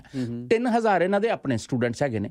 500 ਜਿਹੜੀਆਂ ਸੀਟਸ ਐਕਸਟਰਾ ਜੇ ਮਾੜੀਆਂ ਮੋਟੀਆਂ ਬਚਦੀਆਂ ਰਿਮੋਟ ਏਰੀਆ 'ਚ ਕਿਤੇ, ਉੱਥੇ ਜਿਹੜੇ ਇਹਨਾਂ ਦੇ ਪ੍ਰੋਗਰਾਮ ਡਾਇਰੈਕਟਰ ਪੁਰਾਣੇ ਕੋਈ ਬੈਠੇ ਦੇ ਨੇ, ਉਹ ਆਪਣੇ ਬੰਦੇ ਚੁਣ ਲੈਂਦੇ ਨੇ। ਹੁਣ ਮੈਂ ਮਤਲਬ ਕਿਸੇ ਨੂੰ ਉਹ ਬਲੇਮ ਨਹੀਂ ਕਰਾਂਗਾ, ਲੇਕਿਨ ਇਹ ਕਹਾਂਗਾ ਵੀ ਜੇ ਕੋਈ ਆਪਣਾ ਈਰਾਨ ਤੋਂ ਡਾਕਟਰ ਨੇ, ਉਹ ਬੈਠੇ ਨੇ ਰਿਮੋਟ ਏਰੀਆ, ਉਹਨਾਂ 5 ਆਪਣੇ ਜਿਹੜੇ 5 ਉਹਨਾਂ ਕੋਲ ਸੀਟਸ ਹੈਗੀਆਂ, 4-5 ਤੇ ਉਹਨਾਂ ਨੇ ਆਪਣੇ ਈਰਾਨੀ ਡਾਕਟਰ ਚੁਣ ਲੈਣੇ ਨੇ। ਜੇ ਕੋਈ ਇਰਾਕ ਦੇ ਨੇ ਉਹਨਾਂ ਨੇ ਉਹ ਚੁਣ ਲੈਣੇ ਨੇ। ਜੇ ਕੋਈ ਇੰਡੀਆ ਮਤਲਬ ਰਿਮੋਟ ਤੇ ਜਿਹੜੇ ਬੈਠੇ ਨੇ ਉਹਨਾਂ ਆਪਣੇ ਥੋੜ੍ਹੇ ਨੋਨ ਬੰਦੇ, because they have the authority to pick and choose, ਵੀ ਮੈਨੂੰ ਇਹ ਬੰਦਾ ਚਾਹੀਦਾ ਭਾਈ, ਮੈਂ ਇਹਦਾ ਕੋਈ ਮਤਲਬ ਇਹਨੂੰ ਮੈਂ ਲੈਣਾ ਐਜ਼ ਏ ਪ੍ਰੋਗਰਾਮ, ਆਪਣੇ ਬੀਇੰਗ ਏ ਪ੍ਰੋਗਰਾਮ ਡਾਇਰੈਕਟਰ ਉਹਦੀ ਪ੍ਰਿਵਿਲੇਜ ਆ ਅਤੇ ਪ੍ਰੋਰੋਗੇਟਿਵ ਹੈ, ਉਹ ਲੈ ਲੈਂਦੇ ਨੇ ਉਹਨਾਂ ਨੂੰ। ਅਤੇ ਕਹਿਣ ਦਾ ਮਤਲਬ ਬਾਕੀ ਜਿਹੜਾ ਨੋਰਮਲ ਬੰਦੇ ਨੇ, ਨੋਰਮਲ ਜਨਤਾ, ਟੈਸਟ ਟੁਸਟ ਸਾਰੇ ਪਾਸ ਕਰਕੇ ਉਹ ਵਿਚਾਰੇ ਘੁੰਮਦੇ ਫਿਰਦੇ ਨੇ। ਦੇ ਹੈਵ ਨੋ ਐਸਕੇਪ, ਉਹ ਕਿਸੇ ਪਾਸੇ ਜੋ ਉਹਨਾਂ ਨੂੰ ਕੋਈ ਰਸਤਾ ਨਹੀਂ ਦਿਖਦਾ ਅੱਗੇ। ਤੇ ਇਹ ਪ੍ਰੋਬਲਮ ਆ ਜਾਂਦੀ ਹੈ। ਸਾਰੇ ਟੈਸਟ ਜਦੋਂ ਪਾਸ ਕਰ ਲਏ, ਅੱਛਾ ਉਹਦੇ 'ਚ ਕੀ ਹੈ, ਇੱਥੇ ਜਿਹੜਾ ਰੈਜ਼ੀਡੈਂਟ ਡਾਕਟਰ ਹੈ ਗਵਰਨਮੈਂਟ ਉਹਦੇ ਤੇ ਸਪੈਂਡ ਕਰਦੀ ਹੈ, ਉਹਨੂੰ 60,000 ਤੁਹਾਨੂੰ ਦੇਣੇ ਪੈਂਦੇ ਨੇ ਯਾਰ। 60,000 ਉਹਦੇ ਲਈ ਬਜਟ ਕ੍ਰੀਏਟ ਕਰਕੇ ਤੁਸੀਂ ਹੋਰ ਸੀਟਾਂ ਜੇ 3,500 ਨੇ, ਤੇ ਤੁਸੀਂ ਇੱਕ ਹੋਰ ਚੀਜ਼ ਹੈ, ਇਹ ਕਮ ਸੇ ਕਮ 6,000 ਫੋਰਨ ਮੈਡੀਕਲ ਗ੍ਰੈਜੂਏਟਸ ਜਿਹੜੇ ਨੇ ਇਹ ਹਰ ਸਾਲ ਲਿਆ ਰਹੇ ਨੇ ਹੋਰ। ਤੇ ਤੁਸੀਂ ਇਮੈਜਿਨ ਕਰੋ ਉਹਨਾਂ ਦੇ ਕੈਰੀਅਰ ਨਾਲ ਵੀ ਖਿਲਵਾੜ ਹੋ ਰਿਹਾ। ਨਹੀਂ, ਇਹਨਾਂ ਦੇ ਹੈ ਨਾ ਕਿ ਸਮਝਦੇ ਇਹ ਨੇ ਕਿ ਫੋਰਨ ਦੀ ਜਿਹੜੀ MBBS ਹੈ, ਹਾਂਜੀ, ਉਹ ਟਰੱਕ ਚਲਾਉਣ ਲਈ ਜਾਂ ਹੋਰ ਕੰਮ ਕਰਨ ਲਈ ਉਹ ਮਤਲਬ ਜ਼ਰੂਰੀ ਹੈ। ਮਤਲਬ ਦੈਟ ਇਜ਼ ਵੈਰੀ ਅਨਫੋਰਚੂਨੇਟ। ਇਸੇ ਕਰਕੇ ਮੈਂ ਕਹਿੰਦਾ USA ਕਿਉਂ ਕੰਟਰੀ ਦੁਨੀਆ ਦਾ ਲੀਡ ਕਰ ਰਿਹਾ, ਕੰਟਰੀ ਕਿਉਂ ਸਭ ਤੋਂ ਅੱਗੇ ਆ, ਉਹ ਇਸ ਕਰਕੇ ਅੱਗੇ ਨੇ ਕਿ ਉਹ ਜਿਹੜੀ ਉਹਨਾਂ ਕੋਲ ਬੈਸਟ ਟੈਲੈਂਟ ਆਉਂਦੀ ਹੈ ਉਹ ਬੈਸਟ ਟੈਲੈਂਟ ਨੂੰ ਯੂਟੀਲਾਈਜ਼ ਕਰਦੇ ਨੇ, ਉਹਨੂੰ ਅਪਰਚੁਨਿਟੀ ਦਿੰਦੇ ਨੇ। ਇਹ ਆਪਣੇ ਬੈਸਟ ਟੈਲੈਂਟ ਕੋਲੋਂ ਕੋਈ ਟਰੱਕ ਚਲਾਉਂਦੇ ਵਿਚਾਰੇ, ਕਈ ਹੋਰ ਵੀ ਪ੍ਰੋਫੈਸ਼ਨ ਦੇ ਨੇ, ਕੋਈ ਇੰਜੀਨੀਅਰਸ ਨੇ, ਕੋਈ ਹੋਰ ਮਤਲਬ ਵੈਰੀ ਕੁਆਲੀਫਾਈਡ ਪੀਪਲ, ਉਹ ਕੋਈ ਟਰੱਕ ਚਲਾ ਰਿਹਾ, ਕੋਈ ਕੈਬ ਚਲਾ ਰਿਹਾ, ਕੋਈ ਕੁਛ ਕਰ ਰਿਹਾ, ਉਹਨਾਂ ਨੂੰ ਅਪਰਚੁਨਿਟੀ ਨਹੀਂ। ਇਸ ਕਰਕੇ ਕੈਨੇਡਾ ਸਟੈਂਡਸ ਨੋਵੇਅਰ ਇਨ ਇੰਟਰਨੈਸ਼ਨਲ ਫੀਲਡ ਕਿ ਤੁਸੀਂ ਆਪਣੇ ਬੰਦਿਆਂ ਨੂੰ ਯੂਟੀਲਾਈਜ਼ ਨਹੀਂ ਕਰ ਰਹੇ, ਉਹਨਾਂ ਦੀਆਂ ਸਰਵਿਸਿਜ਼ ਸੜਕ ਤੇ ਸਕੈਟਰਡ ਨੇ। ਸਾਰੇ ਪ੍ਰੋਫੈਸ਼ਨਲ ਧੱਕਾ ਨਾ, ਸਾਰਿਆਂ ਨਾਲ ਧੱਕਾ ਕਰਦੇ ਨੇ। ਜੇ ਮਤਲਬ ਜਿਹੜੇ ਇਸ ਤਰ੍ਹਾਂ ਦੇ ਪ੍ਰੋਫੈਸ਼ਨਲ ਟਰੱਕਿੰਗ 'ਚ ਨੇ, ਜੇ ਟਰੱਕਿੰਗ 'ਚ ਨਾ ਹੋਣ ਤਾਂ ਟਰੱਕਿੰਗ 'ਚ ਹੋਰ ਲੋਕਾਂ ਨੂੰ ਕੰਮ ਮਿਲੇ। ਬਿਲਕੁਲ ਬਿਲਕੁਲ। ਤੁਸੀਂ, ਮੈਂ ਜਸਵੀਰ ਜੀ ਇੱਕ ਛੋਟੇ ਜਿਹਾ ਇੰਸੀਡੈਂਟ ਦੱਸਾਂਗਾ, ਜੇ ਤੁਹਾਨੂੰ ਯਾਦ ਹੋਏ ਤਾਂ ਬੜੇ ਸਾਲ ਪਹਿਲਾਂ ਇੱਕ ਇੰਡੀਆ ਤੋਂ ਫਲਾਈਟ ਆ ਰਹੀ ਸੀ, ਇੱਕ ਲੇਡੀ ਨੂੰ ਲੇਬਰ ਪੇਨਸ ਸ਼ੁਰੂ ਹੋ ਗਈਆਂ ਐਂਡ ਆਪਣੇ ਇੱਥੇ ਇੱਕ ਮਤਲਬ ਇੰਡੀਆ ਤੋਂ ਡਾਕਟਰ ਸੀ, ਉਹ ਹੀ ਵਾਜ਼ ਫੋਰਚੂਨੇਟਲੀ ਹੀ ਵਾਜ਼ ਅ ਪੀਡੀਆਟ੍ਰੀਸ਼ੀਅਨ, ਬੱਚਿਆਂ ਦਾ ਡਾਕਟਰ ਸੀ। ਉਹਨੇ ਰਸਤੇ 'ਚ ਉਹ ਡਿਲੀਵਰੀ 'ਚ ਹੈਲਪ ਕੀਤੀ, ਸੇਫ ਐਂਡ ਸਾਊਂਡ ਮਾਂ ਤੇ ਬੱਚੀ ਜਿਹੜੀ ਹੈ ਉਹ ਇੱਥੇ ਲੈਂਡ ਕੀਤੇ, ਔਰ ਉਸ ਕੈਨੇਡੀਅਨ ਫਲਾਈਟ ਸੀ ਤੇ ਉਹਨੂੰ ਚਲੋ ਰੈਕੋਗਨਾਈਜ਼ ਕੀਤਾ ਗਿਆ ਡਾਕਟਰ ਨੂੰ, ਹੀ ਵਾਜ਼ ਅ ਪੀਡੀਆਟ੍ਰੀਸ਼ੀਅਨ। ਬਾਅਦ 'ਚ ਉਹਨਾਂ ਪੁੱਛਿਆ ਵੀ ਇੱਥੇ ਵੀ ਤੁਸੀਂ ਪ੍ਰੈਕਟਿਸ ਕਰ ਰਹੇ ਹੋ? ਕਹਿੰਦਾ ਨਹੀਂ, ਮੈਂ ਟਰੱਕ ਚਲਾ ਰਿਹਾ ਇੱਥੇ। ਕਿਉਂ ਜੀ ਟਰੱਕ ਚਲਾ ਰਹੇ ਹੋ? ਕਿਉਂਕਿ ਮੈਨੂੰ ਅਪਰਚੁਨਿਟੀ ਨਹੀਂ ਮਿਲੀ। ਸੋ ਕੈਨ ਯੂ ਇਮੈਜਿਨ? ਅਦਰਵਾਈਜ਼ ਉਹਨਾਂ ਦੀ ਸਾਰੇ ਅਖਬਾਰਾਂ 'ਚ ਪੂਰੀ ਫੁੱਲ ਪਿਕਚਰ ਆ ਰਹੀ ਹੈ, ਉਹਨਾਂ ਨੂੰ ਸਾਰਿਆਂ ਨੇ ਥੈਂਕਸ ਕੀਤਾ, but at the same time he didn't get N opportunity. ਉਹ ਵਿਚਾਰਾ ਟਰੱਕ ਚਲਾ ਰਿਹਾ। ਇਸ ਤਰ੍ਹਾਂ ਹੀ ਕਈ ਬੰਦਿਆਂ ਨਾਲ ਇੰਸੀਡੈਂਟ ਇਸ ਤਰ੍ਹਾਂ ਹੋਏ ਨੇ ਜਿਨ੍ਹਾਂ ਨੇ ਮੈਡੀਕਲ ਐਮਰਜੈਂਸੀ 'ਚ ਹੈਲਪ ਕੀਤੀ ਹੈ, but they are nowhere in there profession. ਕੋਈ ਅਪਰਚੁਨਿਟੀ ਨਹੀਂ ਉਹਨਾਂ ਲਈ। That's very unfortunate. ਔਰ ਇਹ ਵੈਸੇ ਜਿਹੜੀ ਸਿਚੁਏਸ਼ਨ ਹੈ, ਮੈਂ ਸੋਚਦਾ ਕਿ ਸਾਰਿਆਂ ਪਾਸੇ ਹੀ ਜਾਤੀ ਹੈ, ਜਿਨ੍ਹਾਂ ਇਹ ਵੀ ਹੁਣ ਇੱਕ ਅਨਫੋਰਚੂਨੇਟ ਰਿਐਲਿਟੀ ਹੈ ਕਿ ਇੰਨੇ ਕੁਆਲੀਫਾਈਡ ਪ੍ਰੋਫੈਸ਼ਨਲ ਜੀ ਸਿਰਫ ਇਸ ਕਰਕੇ ਕਿ ਜਿਨ੍ਹਾਂ ਮੁਲਕਾਂ 'ਚੋਂ ਅਸੀਂ ਆ ਰਹੇ ਹਾਂ, ਉਹਨਾਂ ਮੁਲਕਾਂ ਦੀਆਂ ਮਤਲਬ ਬਦਕਿਸਮਤੀ ਕਹੋ ਕਿ ਸਰਕਾਰਾਂ ਸਿਰਫ ਸੜਕਾਂ ਸਾਫ਼ ਨਹੀਂ ਕਰ ਸਕਦੀਆਂ, ਸਫਾਈ ਨਹੀਂ ਕਰ ਸਕਦੀ, ਥੋੜਾ ਬਹੁਤ ਦਫ਼ਤਰ ਨਹੀਂ ਠੀਕ ਕਰ ਸਕਦੇ ਜੀ। ਤੇ ਇੰਨੀ ਕੁ ਚੀਜ਼ ਦੇ ਭੱਜੇ ਹੋਏ ਲੋਕ ਇੱਥੇ ਆਉਂਦੇ ਨੇ। ਬਿਲਕੁਲ ਉੱਥੇ, ਕਿਉਂਕਿ ਇਹ ਚੀਜ਼ਾਂ ਉੱਥੇ ਹੋ ਨਹੀਂ ਸਕਦੀਆਂ ਨਾ। ਬਿਲਕੁਲ ਠੀਕ ਹੈ। ਉੱਥੇ ਆਪਣੀਆਂ ਪ੍ਰੋਬਲਮਸ ਨੇ, ਉੱਥੇ ਵੀ ਉਹ ਲੋਕਾਂ ਨੂੰ ਇੱਥੇ ਮੇਰਾ ਖਿਆਲ ਲੋਕੀ ਫਿਊਚਰ ਲਈ ਆ ਜਾਂਦੇ ਨੇ, ਬੱਚਿਆਂ ਦੇ ਕੈਰੀਅਰਸ ਲਈ ਆ ਜਾਂਦੇ ਨੇ। ਕਿ ਜਿਵੇਂ ਨਾ ਇੱਕ ਪਾਤਰ ਦਾ ਸ਼ੇਰ ਹੈ ਕਿ ਕੁੰਡਾ ਜਿੰਦਾ ਲਾ ਕੇ ਬੂਹਾ ਢੋਇਆ ਸੀ ਤੇ ਉੱਤੇ ਜੀ ਆਇਆਂ ਨੂੰ ਲਿਖਿਆ ਹੋਇਆ ਸੀ। ਇਸ ਕਿਸਮ ਦੀ ਸਿਚੁਏਸ਼ਨ ਜਿਹੜੇ ਸਾਡੇ ਸਿਸਟਮ ਦੀ ਹੈ, ਜਿਹਦੇ 'ਚ ਬੁਲਾਇਆ ਜਾਂਦਾ, ਜਿਹਦੇ 'ਚ ਸਿਸਟਮ ਬਣਾਇਆ ਗਿਆ ਆਪਣੇ ਆਪ 'ਚ, ਪਰ ਪ੍ਰੈਕਟੀਕਲੀ ਤੁਸੀਂ ਉਹਦੇ 'ਚ ਦਾਖਲ ਨਹੀਂ ਹੋ ਸਕਦੇ। ਸੋ ਡਾਕਟਰ ਰਾਜੇਸ਼ ਭਾਟੀਆ ਨਾਲ ਅਸੀਂ ਗੱਲਬਾਤ ਕਰ ਰਹੇ ਹਾਂ। ਸੋ ਡਾਕਟਰ ਭਾਟੀਆ, ਸਾਡੇ ਕੋਲ ਕਾਫੀ ਦੋਸਤਾਂ ਦੇ ਮੈਸੇਜਸ ਨੇ ਜਿਹੜੇ ਇਸੇ ਤਰ੍ਹਾਂ ਦੀ ਸਿਚੁਏਸ਼ਨ ਨਾਲ ਡੀਲ ਕਰ ਰਹੇ। ਮੈਂ ਕੁਛ ਵਿੱਚੋਂ ਪੜ੍ਹਦਾ ਜੀ। ਸੰਦੀਪ ਦਾ ਮੈਸੇਜ ਹੈ ਕਿ ਮੈਂ ਵੇਅਰ ਹਾਊਸ ਦੇ ਵਿੱਚ ਨਾ ਅਕਸਰ ਅਸੀਂ ਦੇਖਦੇ ਹਾਂ ਜਿਹੜੇ ਡਾਕਟਰਸ ਨੇ ਦੂਸਰੀਆਂ ਥਾਵਾਂ 'ਚੋਂ, ਉਹ ਜਨਰਲ ਲੇਬਰ ਦੇ ਤੌਰ 'ਤੇ ਕੰਮ ਕਰ ਰਹੇ ਆਪਣੇ ਗੁਜ਼ਾਰੇ ਵਾਸਤੇ, ਕਿਉਂਕਿ ਜਿਹੜਾ ਪ੍ਰੋਸੈਸ ਹੈ ਉਹ ਬੜਾ ਲੰਬਾ ਹੈ, ਕਈ ਸਾਲ ਲੱਗਦੇ ਨੇ, ਫੀਸਾਂ ਬਹੁਤ ਜ਼ਿਆਦਾ ਨੇ, ਅਤੇ ਇਹ ਹਰ ਕਿਸੇ ਲਈ ਪੋਸੀਬਲ ਨਹੀਂ ਹੁੰਦਾ ਕਿ ਉਹ ਇੰਨੀ ਵੇਟ ਇੱਥੇ ਆ ਕੇ ਕਰ ਸਕੇ। ਇਸੇ ਤਰ੍ਹਾਂ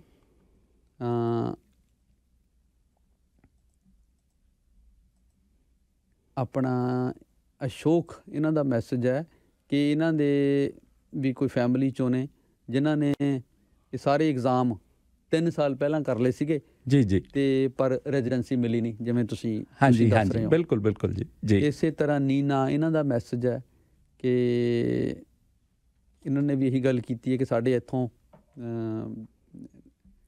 ਸਕੂਲਿੰਗ USA 'ਚ ਜਾ ਕੇ ਕਰਦੇ ਨੇ ਤੇ ਦੁਨੀਆ ਦੇ ਹੋਰ ਹਿੱਸਿਆਂ 'ਚ ਜਾ ਕੇ ਕਰ ਰਹੇ ਨੇ, ਉਹਨਾਂ ਨੂੰ ਵੀ ਪ੍ਰੋਬਲਮ ਆਉਂਦੀ ਹੈ ਜੀ। ਬਿਲਕੁਲ ਜੀ। ਤੇ ਇਹ ਕਹਿੰਦੇ ਨੇ ਜੀ, ਮੈਂ ਆਪਣਾ ਸੰਜੀਵ ਮਲਿਕ ਨੇ, ਇਹ ਕਹਿੰਦੇ ਨੇ ਕਿ ਜਿਹੜੀਆਂ ਡਿਫਰੈਂਟ ਡਿਪਾਰਟਮੈਂਟ ਨੇ ਗਵਰਨਮੈਂਟ ਦੇ, ਉਹਨਾਂ 'ਚ ਕੋਈ ਕੋਆਰਡੀਨੇਸ਼ਨ ਨਹੀਂ ਹੈ ਜੀ। ਬਿਲਕੁਲ ਠੀਕ ਗੱਲ ਕਹੀ। IRCC ਜਿਹੜਾ ਹੈਗਾ ਉਹ ਅਪਰੂਵ ਕਰਦੀ ਹੈ ਆਪਣੇ ਹਿਸਾਬ ਨਾਲ, ਤੇ ਪਰ ਅੱਗੇ ਜਿਹੜੇ ਦੂਸਰੇ ਨੇ ਉਹਨਾਂ ਨਾਲ ਕੋਈ ਤਾਲਮੇਲ ਨਹੀਂ ਹੈ ਜੀ। ਸੋ ਇਹ ਇੱਕ ਬੜੀ ਵੱਡੀ ਪ੍ਰੋਬਲਮ ਹੈ ਵੈਸੇ ਕੈਨੇਡਾ ਦੀ। ਤੇ ਪਰ ਇਹਦੇ 'ਚ ਹੁਣ ਤੁਸੀਂ ਇਹਦੇ ਨਾਲ ਡੀਲ ਕਰ ਰਹੇ ਹੋ ਜੀ। ਤੁਸੀਂ ਸਮਝਦੇ ਹੋ ਕਿ ਕੋਈ ਤਰੀਕਾ ਇਹੋ ਜਿਹਾ ਹੈਗਾ ਕੀ ਕੀਤਾ ਜਾ ਸਕਦਾ, ਕੀ ਬਦਲਣ ਦੀ ਕੀ ਲੋੜ ਹੈ? ਜਸਬੀਰ ਜੀ, ਮੈਂ ਤੁਹਾਨੂੰ ਇੱਕ, ਤੁਸੀਂ ਵੀ ਪੰਜਾਬੀ ਦੀ ਬੜੀ ਵਧੀਆ ਗੱਲ ਕੀਤੀ ਹੈ ਜਿਹੜੀ ਸ਼ੁਰੂ 'ਚ, ਤੇ ਮੈਂ ਵੀ ਤੁਹਾਨੂੰ ਉਸੇ ਤਰ੍ਹਾਂ ਇੱਕ ਗੱਲ ਇਨ ਨਟਸ਼ੈਲ ਕਰਕਸ ਆਫ ਦੀ ਮੈਟਰ ਉਹ ਇਹ ਹੈ ਕਿ ਜਿਵੇਂ ਪੰਜਾਬੀ 'ਚ ਅਸੀਂ ਕਹਿੰਦੇ ਨਾ ਜੀ, ਮਨ ਹਰਾਮੀ ਤੇ ਹੁਜਤਾਂ ਦਾ ਢੇਰ, ਉਹ ਹਿਸਾਬ ਕਿਤਾਬ ਚੱਲ ਰਿਹਾ ਇੱਥੇ ਪੋਲੀਟੀਕਲ ਜਿਹੜਾ ਮੈਂ ਤੁਹਾਨੂੰ ਦੱਸਿਆ ਵਿਲਿੰਗਨੈਸ ਨਹੀਂ ਹੈਗੀ, ਨੋ ਵਿਲ ਪਾਵਰ ਐਟ ਆਲ। ਔਰ ਦੂਸਰਾ ਜਿਹੜਾ CMA ਕੈਨੇਡੀਅਨ ਮੈਡੀਕਲ ਐਸੋਸੀਏਸ਼ਨ, ਦੇ ਡੋਂਟ ਵਾਂਟ ਇਟ, ਐਂਡ ਤੀਸਰਾ ਇੰਸ਼ੋਰੈਂਸ ਕੰਪਨੀਜ਼, ਇਹ ਤਿੰਨਾਂ ਦਾ ਨੈਕਸਸ ਹੈ। ਇਹ ਸੂਨਰ ਔਰ ਲੇਟਰ, ਇਹਨੂੰ ਸਟਲ ਤੁਸੀਂ ਰੇਸਿਜ਼ਮ ਵੀ ਕਹਿ ਸਕਦੇ ਹੋ, ਰੇਸਿਜ਼ਮ ਵੀ ਕਹਿ ਸਕਦੇ ਹੋ। ਉਹ ਸਿਸਟਮ ਨੂੰ ਨਹੀਂ ਚੇਂਜ ਕਰਨਾ ਚਾਹੁੰਦੇ। ਉਹ ਕਹਿੰਦੇ ਨੇ ਲੋਕਾਂ ਦੀਆਂ ਪ੍ਰੋਬਲਮ ਜਿਹੜੀਆਂ ਨਾ ਜਿੰਨੀਆਂ ਮਰਜ਼ੀ ਹੋ ਜਾਣ, ਪਬਲਿਕ ਜਿੰਨੀ ਮਰਜ਼ੀ ਸਫਰ ਕਰੇ, ਅਸੀਂ ਜਿੰਨੀ ਦੇਰ ਹੋ ਸਕਦਾ ਹੈ ਸਿਸਟਮ ਨੂੰ ਜਿਹੜਾ ਇੱਕ ਬੋਟਲਨੈਕ ਬਣਾ ਕੇ ਰੱਖੀਏ ਤੇ ਟਾਈਟਲੀ ਕੰਟਰੋਲ ਕਰਕੇ ਰੱਖੀਏ। ਮੈਂ ਤੁਹਾਨੂੰ ਇਹ ਕਈ ਵਾਰ ਇਦਾਂ ਵੀ ਲੱਗਦਾ ਇਹ ਵੈਸਟਡ ਇੰਟਰਸਟ ਦੀ ਵੀ ਗੇਮ ਹੁੰਦੀ ਹੈ, ਵੈਸਟਡ ਦੀ।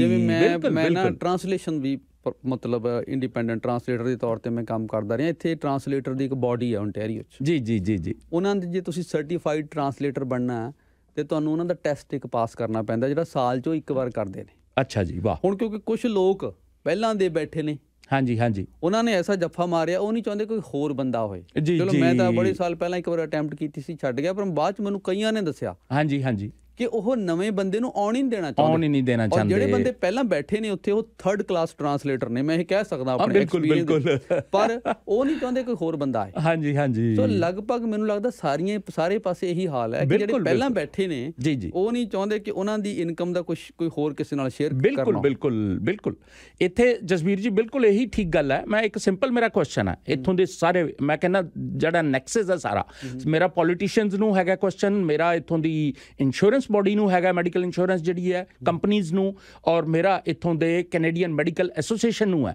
ਜੇ if UK can do it, if Australia can do it, if New Zealand can do it, ਤੁਸੀਂ ਕਿਉਂ ਨਹੀਂ ਕਰ ਸਕਦੇ ਬਾਈ? ਤੁਹਾਨੂੰ ਕੀ ਪ੍ਰੋਬਲਮ ਹੈ? ਉਹਨਾਂ ਨੂੰ ਡਾਕਟਰਸ ਚਾਹੀਦੇ ਨੇ ਇਮੀਡੀਏਟਲੀ। ਆਸਟ੍ਰੇਲੀਆ 'ਚ ਟੈਸਟ ਹੁੰਦਾ। ਮੇਰੇ ਬਹੁਤ ਸਾਰੇ ਕਲਾਸ ਫੈਲੋਜ਼ ਫਰੈਂਡਸ ਉੱਥੇ ਆਸਟ੍ਰੇਲੀਆ 'ਚ ਬੈਠੇ ਨੇ, ਐਜ਼ ਏ ਆਰਥੋਪੈਡਿਸ਼ਨ ਕੰਮ ਕਰ ਰਹੇ ਨੇ, ਐਜ਼ ਏ ਸਾਈਕੈਟਰਿਸਟ, ਪੈਡੀਆਟ੍ਰੀਸ਼ੀਅਨ, ਹਰ ਫੀਲਡ 'ਚ ਬੈਠੇ ਨੇ। ਉਹ ਜਾ ਕੇ ਇੱਕ ਟੈਸਟ ਹੁੰਦਾ, ਉਹ ਟੈਸਟ ਜਦੋਂ ਕਲੀਅਰ ਕਰ ਲੈਂਦੇ ਨੇ, ਦੇ observe you into the system, ਚਲੋ ਜੀ ਟ੍ਰੇਨਿੰਗ ਸ਼ੁਰੂ ਕਰੋ। ਇੱਥੇ ਜਿਹੜੇ ਕੁਆਲੀਫਾਈਡ ਸੀਨੀਅਰ ਡਾਕਟਰਸ ਨੇ, ਉਹਨਾਂ ਦੇ ਨਾਲ ਤੁਸੀਂ ਐਜ਼ ਏ ਅਸਿਸਟੈਂਟ ਸ਼ੁਰੂ ਕਰ ਦਿਓ ਆਪਣਾ ਰੈਜ਼ੀਡੈਂਸੀ ਪ੍ਰੋਗਰਾਮ ਕਰਨਾ। ਤੇ ਜਦੋਂ ਕਿਸੇ ਫੀਲਡ 'ਚ 2 ਸਾਲ ਹੈ, ਕਿਸੇ 'ਚ 3 ਸਾਲ ਹੈ, ਸੁਪਰ ਸਪੈਸ਼ਲਿਸਟ 'ਚ ਸਪੋਜ਼ 3 ਸਾਲ ਹੈ, ਦੂਸਰੇ ਫੈਮਿਲੀ ਫਿਜ਼ੀਸ਼ੀਅਨ ਤੁਸੀਂ ਬਣਨਾ 2 ਸਾਲ ਹੈ। ਉਹ 2 ਸਾਲ ਨਾਲ ਤੁਸੀਂ ਘੁੰਮਦੇ ਫਿਰਦੇ ਹੋ, ਉਹਨਾਂ ਦੇ ਵਾਰਡ ਦੇ ਰਾਊਂਡ ਲਗਾਉਂਦੇ ਹੋ, ਉੱਥੋਂ ਦਾ ਸਾਰਾ ਸਿਸਟਮ ਸਮਝ ਲੈਂਦੇ ਹੋ ਕਿ ਬਾਈ ਇਸ ਤਰ੍ਹਾਂ ਤੁਸੀਂ ਜਿਹੜਾ ਹੈ ਉਹ ਮੈਡੀਕਲ ਚੈੱਕਅਪ ਕਰਨਾ, ਕਿਉਂਕਿ ਹਰ ਇੱਕ ਦੇ ਥੋੜ੍ਹੇ ਪ੍ਰੋਟੋਕੋਲ ਹੁੰਦੇ ਨੇ ਕੰਟਰੀ ਦੇ, ਵੀ ਕਿਸ ਤਰ੍ਹਾਂ ਗੱਲਬਾਤ ਕਰਨੀ ਹੈ, ਕਿਸ ਤਰ੍ਹਾਂ ਪੇਸ਼ੈਂਟ ਕੋਲੋਂ ਹਿਸਟਰੀ ਲੈਣੀ ਹੈ, ਅਸੀਂ ਮੈਡੀਕਲ ਹਿਸਟਰੀ, ਤੇ ਉਹ ਸਾਰਾ ਕੁਝ ਪੁੱਛ ਕੇ ਜਦੋਂ ਤੁਹਾਨੂੰ ਉਸ ਸਿਸਟਮ ਦਾ ਸਾਰਾ ਪਤਾ ਲੱਗ ਜਾਂਦਾ, ਦੇ ਗਿਵ ਯੂ ਇੰਡੀਪੈਂਡੈਂਟ, ਤੁਸੀਂ ਆਪਣੀ ਪ੍ਰੈਕਟਿਸ ਕਰ ਸਕਦੇ ਹੋ। ਜੇ ਉਹ ਸਾਰੇ ਕਰ ਸਕਦੇ ਨੇ ਤੇ ਯਾਰ ਤੁਹਾਡੇ ਟੈਸਟ ਕਲੀਅਰ ਕਰਕੇ ਬੰਦੇ 10-10 ਸਾਲ ਤੋਂ ਸੜਕਾਂ ਤੇ ਕਿਉਂ ਘੁੰਮਦੇ ਪਏ ਨੇ? ਤੁਸੀਂ ਕਿਉਂ ਨਹੀਂ ਇੱਥੇ ਕਰਦੇ? USA 'ਚ ਕਿਉਂ ਨਹੀਂ ਘੁੰਮਦੇ ਪਏ? ਉਹ ਲੋਕੀ ਅਬਜ਼ਰਵ ਹੋ ਜਾਂਦੇ ਨੇ ਸਿਸਟਮ 'ਚ। ਇੱਥੇ ਤੁਸੀਂ ਕਿਉਂ ਕ੍ਰੀਏਟ? ਇੱਥੇ ਮੈਂ ਕਹਿੰਦਾ ਜਸਬੀਰ ਜੀ, ਇਹ ਬਿਲਕੁਲ ਕਲੀਅਰ ਗੱਲ ਹੈ। ਤੁਸੀਂ ਇਮੈਜਿਨ ਕਰੋ, ਮੇਰੇ ਇੱਕ ਜਾਣਕਾਰ ਪੇਸ਼ੈਂਟ ਜਿਹੜਾ, ਉਹ ਯੰਗ ਲੜਕੀ, ਉਹ ਜੇ ਉਹਨੂੰ ਆਟੋਮਿਊਨ ਦੀ ਪ੍ਰੋਬਲਮ ਸੀ, ਥਾਇਰਾਇਡ ਦਾ ਕਰਾਉਣਾ ਸੀ, ਸਪੋਜ਼ ਥਾਇਰਾਇਡ ਦਾ ਇੱਕ ਆਪਰੇਸ਼ਨ ਹੁੰਦਾ RFA, radio frequency ablation, thyroid ਦੀ, ਤੇ ਉਹ ਕਰਵਾਉਣਾ ਸੀ। ਤੇ ਜੇ ਇੰਸ਼ੋਰੈਂਸ ਕੰਪਨੀ ਕਰੇ $50,000 ਖਰਚਾ, ਤੇ ਜੇ ਕੈਸ਼ ਦੇ ਦਿਓ ਤਾਂ 5,000। Can you imagine that? India 'ਚੋਂ ਕਰਵਾ ਲਓ ਤੇ 1.5 ਲੱਖ। ਪ੍ਰੋਸੀਜਰ ਉਹੀ ਹੈ। ਇੰਡੀਆ ਦੇ ਡਾਕਟਰ ਜਿਹੜੇ ਨੇ ਇਹਨਾਂ ਤੋਂ ਕਿਤੇ ਜ਼ਿਆਦਾ ਟ੍ਰੇਨ ਨੇ, ਕਿਉਂਕਿ ਉਹਨਾਂ ਕੋਲ ਪੇਸ਼ੈਂਟਸ ਬੜੇ ਆਉਂਦੇ ਨੇ। ਤੇ ਤੁਸੀਂ ਇਮੈਜਿਨ ਕਰੋ, ਇੰਸ਼ੋਰੈਂਸ ਕੰਪਨੀ ਚਾਹੁੰਦੀ ਹੈ ਯਾਰ ਜੇ ਅਸੀਂ ਇੱਥੇ ਡਾਕਟਰਸ ਭਰਤੀ ਹੋਰ ਆ ਗਏ, ਇੰਡੀਆ ਤੋਂ, ਪਾਕਿਸਤਾਨ ਤੋਂ, ਬੰਗਲਾਦੇਸ਼ ਤੋਂ, ਸ਼੍ਰੀਲੰਕਾ ਤੋਂ ਆ ਗਏ, ਇਹਨਾਂ ਦੇ ਕੈਸ਼ ਕਰਨਾ ਸ਼ੁਰੂ ਕਰ ਦੇਣਾ। ਨੈਚੁਰਲੀ ਯਾਰ ਪੇਸ਼ੈਂਟ ਨੂੰ ਹੋਏਗਾ ਵੀ ਇੱਕ ਨੂੰ ਸਾਲ ਦੀ ਅਪਾਇੰਟਮੈਂਟ ਮਿਲਦੀ ਪਈ ਹੈ, ਉਹਨੂੰ ਕਹਿੰਦੇ ਤੁਸੀਂ ਇਮੈਜਿਨ ਕਰੋ, ਮਿਸ਼ੀਗਨ ਅਗਲੇ ਦਿਨ ਅਪਾਇੰਟਮੈਂਟ ਤੁਹਾਨੂੰ ਮੈਂ ਦਵਾ ਦੇਣਾ। ਕਿਸੇ ਨੂੰ ਜੇ ਪ੍ਰੋਸੀਜਰ ਕਰਨਾ, ਚਲੋ ਮਿਸ਼ੀਗਨ ਡਾਕਟਰਸ ਉਹ ਕਹਿੰਦੇ ਆ ਜਾਓ ਯਾਰ, ਆਓ, ਉਹ ਆਪਣਾ ਭਰੋ, ਉਹ ਜਿਹੜਾ ਡਾਕਟਰ ਕੋ ਕਰਵਾਉਣਾ ਉਹਦੇ ਕਿਦੋਂ ਦਿਨ ਨੇ, ਵੀਕ ਦੇ, ਉਹ ਤੁਹਾਨੂੰ ਇਮੀਡੀਏਟਲੀ ਅਪਾਇੰਟਮੈਂਟ ਦੇਣਗੇ। ਇੱਥੇ ਸਪੈਸ਼ਲਾਈਜੇਸ਼ਨ 'ਚ 6-6 ਮਹੀਨੇ ਤੋਂ ਲੈ ਕੇ 1-1 ਸਾਲ ਦੀ ਅਪਾਇੰਟਮੈਂਟ ਨਹੀਂ। ਐਮਰਜੈਂਸੀ ਰੂਮ ਬੰਦ ਹੋ ਰਹੇ ਨੇ। ਇਜ਼ਨਟ ਇਟ ਅਨਫੋਰਚੂਨੇਟ ਹੈ ਸਾਰੀ ਸਿਚੁਏਸ਼ਨ। ਡਾਕਟਰ ਭਾਟੀਆ, ਤੁਸੀਂ ਕਈ ਗੱਲਾਂ ਕੀਤੀਆਂ ਨੇ ਤੇ ਹੋਰ ਬਹੁਤ ਸਾਰੇ ਦੋਸਤਾਂ ਨੇ, ਮੈਂ ਦੇਖ ਰਿਹਾ ਆਪਣੀ ਕਹਾਣੀ ਲਗਭਗ ਇੱਕੋ ਜਿਹੀ ਹੈ ਜਿਹਨਾਂ ਨੇ ਸ਼ੇਅਰ ਕੀਤੀ ਹੈ। ਤੇ 1-2 ਸਵਾਲ ਵੀ ਨੇ, ਕਿਉਂਕਿ ਜਿਹੜੇ ਇਸ ਪ੍ਰੋਫੈਸ਼ਨ 'ਚ ਨਹੀਂ, ਉਹ ਵੀ ਇਸ ਗੱਲ ਨੂੰ ਸਮਝਣਾ ਚਾਹੁੰਦੇ ਨੇ। ਤੇ ਕਈਆਂ ਨੂੰ ਜਿਵੇਂ ਮੇਰੇ ਕੋਲ ਇੱਕ ਸਵਾਲ ਹੈ ਕਿ ਰੈਜ਼ੀਡੈਂਸੀ ਕੀ ਹੁੰਦੀ ਹੈ, ਜਿਹੜੇ ਇਸ ਪ੍ਰੋਫੈਸ਼ਨ ਤੋਂ ਬਾਹਰ ਨੇ, ਸ਼ਾਇਦ ਉਹਨਾਂ ਨੂੰ ਇਹ ਥੋੜ੍ਹਾ ਐਕਸਪਲੇਨ ਕਰਨ ਦੀ ਲੋੜ ਹੈ। ਜਿਵੇਂ ਸਾਡੇ ਉੱਥੇ MBBS ਹੁੰਦੀ ਹੈ, ਹਾਂਜੀ, ਇੰਡੀਆ 'ਚ MBBS, ਪਾਕਿਸਤਾਨ 'ਚ MBBS ਉੱਧਰ ਹੁੰਦੀ ਹੈ, ਇੱਥੇ ਜਿਹੜੀ ਹੈ ਉਹਨੂੰ MDV ਕਹਿੰਦੇ ਨੇ, ਪਰ ਉਹ ਇੱਕ ਸਿੰਪਲ ਪੜ੍ਹਾਈ ਹੁੰਦੀ ਹੈ, 4.5 ਸਾਲ ਦੀ ਪੜ੍ਹਾਈ ਹੁੰਦੀ ਹੈ। ਉਹ ਪੜ੍ਹਾਈ ਕਰਨ ਤੋਂ ਬਾਅਦ ਤੁਸੀਂ ਇੰਟਰਨਸ਼ਿਪ ਕਰਦੇ ਹੋ। ਇੰਟਰਨਸ਼ਿਪ ਤੋਂ ਬਾਅਦ ਰੈਜ਼ੀਡੈਂਸੀ ਸ਼ੁਰੂ ਹੁੰਦੀ ਹੈ। ਇਹਨੂੰ ਸਿੰਪਲ ਵਰਡ 'ਚ ਵੀ ਕਹਿ ਸਕਦੇ ਹੋ, ਟ੍ਰੇਨਿੰਗ ਅੰਡਰ ਸੁਪਰਵਿਜ਼ਨ। ਤੁਸੀਂ ਇੱਕ ਬੜੇ ਸੀਨੀਅਰ ਡਾਕਟਰ ਦੇ ਅੰਡਰ ਨਾਲ, ਉਹ ਹੈਡ ਆਫ ਡਿਪਾਰਟਮੈਂਟ ਟਾਈਪ ਹੁੰਦਾ ਜਿਵੇਂ ਉੱਥੇ, ਉਹਦੇ ਨਾਲ ਤੁਸੀਂ ਘੁੰਮਦੇ ਹੋ, ਰਾਊਂਡ ਲਗਾਉਂਦੇ ਹੋ, ਪੇਸ਼ੈਂਟ ਦਾ ਹਾਲ ਚਾਲ ਪੁੱਛਦਾ, ਤੁਸੀਂ ਸਿਰਫ ਦੇਖ ਰਹੇ ਹੋ। ਫਿਰ ਉਹ ਤੁਹਾਨੂੰ ਫਾਈਲਾਂ ਫੂਲਾਂ ਆਪਣਾ ਸਾਰਾ ਕਰਕੇ ਰਾਊਂਡ ਲਗਾ ਕੇ ਤੁਹਾਨੂੰ ਕਹਿੰਦਾ ਹੁਣ ਫਾਈਲਾਂ ਕੰਪਲੀਟ ਕਰ ਦੇ, ਜੋ ਮੈਂ ਦਵਾਈਆਂ ਬੋਲੀਆਂ ਸੀ, ਜੋ ਇੰਸਟਰਕਸ਼ਨ ਦਿੱਤੀਆਂ ਉਹ ਵੀ ਨੋਟ ਕਰਦੇ। ਉਹ ਫਿਰ ਡਾਕਟਰ ਨੂੰ ਨਾਲ ਜਿਹੜਾ ਜੂਨੀਅਰ ਡਾਕਟਰ ਹੈ ਉਹਨੂੰ ਟ੍ਰੇਨਿੰਗ ਹੋ ਜਾਂਦੀ ਹੈ। ਦੈਟ ਇਜ਼ ਕਾਲਡ ਰੈਜ਼ੀਡੈਂਸੀ, ਕਿ ਤੁਸੀਂ ਐਜ਼ ਏ ਰੈਜ਼ੀਡੈਂਟ ਡਾਕਟਰ, ਕਿਉਂਕਿ ਸੀਨੀਅਰ ਡਾਕਟਰ ਜਿਹੜਾ ਹੈਡ ਆਫ ਡਿਪਾਰਟਮੈਂਟ ਹੈ ਉਹ ਤੇ ਰਾਊਂਡ ਲਗਾ ਕੇ ਚਲਾ ਗਿਆ, ਇੰਸਟਰਕਸ਼ਨ ਦੇ ਕੇ ਚਲਾ ਗਿਆ, ਤੁਸੀਂ ਆਪਣੇ ਮਾੜੀ ਮੋਟੀ ਨੋਟ ਕਰ ਲਏ ਵੀ ਕਿਹੜੇ ਪੇਸ਼ੈਂਟ ਨੂੰ ਕੀ ਹੈ, ਤੁਸੀਂ ਉਹਨੂੰ ਫਾਈਲ ਤੇ ਸਾਰੀਆਂ ਚੀਜ਼ਾਂ ਨੋਟ ਡਾਊਨ ਕਰਨੀਆਂ। So that is called residency. ਤੁਹਾਡੀ ਪੂਰੀ ਟ੍ਰੇਨਿੰਗ ਹੋ ਜਾਂਦੀ ਹੈ। ਪ੍ਰੋਸੀਜਰ ਜਿਹੜੇ ਕਰਨੇ ਨੇ, ਹੁਣ ਡਾਕਟਰ ਕਹੇ ਬਈ ਇਹ ਪੇਸ਼ੈਂਟ ਨੂੰ ਇਹਨੂੰ ਸਾਰਾ ਵੂੰਡ ਸਾਫ਼ ਕਰਕੇ ਇਹਨੂੰ ਪੱਟੀ ਕਰਨੀ ਹੈ ਜਾਂ ਇਹਨੂੰ ਸਟਿਚ ਕਰਨੇ ਨੇ, ਇਹਨੂੰ ਇਹ ਕਰਨਾ ਹੈ, ਉਹ ਸਾਰਾ ਰੈਜ਼ੀਡੈਂਟ ਡਾਕਟਰ ਨੇ ਕਰਨਾ। ਉਹ ਰਾਤ ਤੱਕ ਕੰਮ ਲੱਗਾ ਰਹਿੰਦਾ। ਜਿਹੜਾ ਸੀਨੀਅਰ ਡਾਕਟਰ ਹੈ 2 ਘੰਟੇ ਦਾ ਰਾਊਂਡ ਲਗਾ ਕੇ ਚਲੇ ਜਾਂਦਾ। ਉਹਦੇ 'ਚ ਇਹਨਾਂ ਨੂੰ ਕੀ ਪ੍ਰੋਬਲਮ ਹੈ ਕਿ ਉਹ ਇਸ ਕੰਮ ਲਈ ਵੀ ਨਹੀਂ ਹੈ? ਮਤਲਬ ਮੈਂ ਕਹਿੰਦਾ ਜੀ ਉਹ ਤੇ ਇਹਨਾਂ ਨੂੰ ਫ੍ਰੀ ਦੀ ਡਾਕਟਰ 60,000 'ਚ ਡਾਕਟਰ ਮਿਲਿਆ ਦਾ, 50,000 'ਚ ਡਾਕਟਰ ਮਿਲਿਆ ਦਾ, ਉਹ 24 ਘੰਟੇ ਕੰਮ ਕਰੇਗਾ। ਉਹ ਸਾਰਾ ਫਰੰਟ ਉਹ ਹੀ ਸੰਭਾਲਦੇ ਨੇ।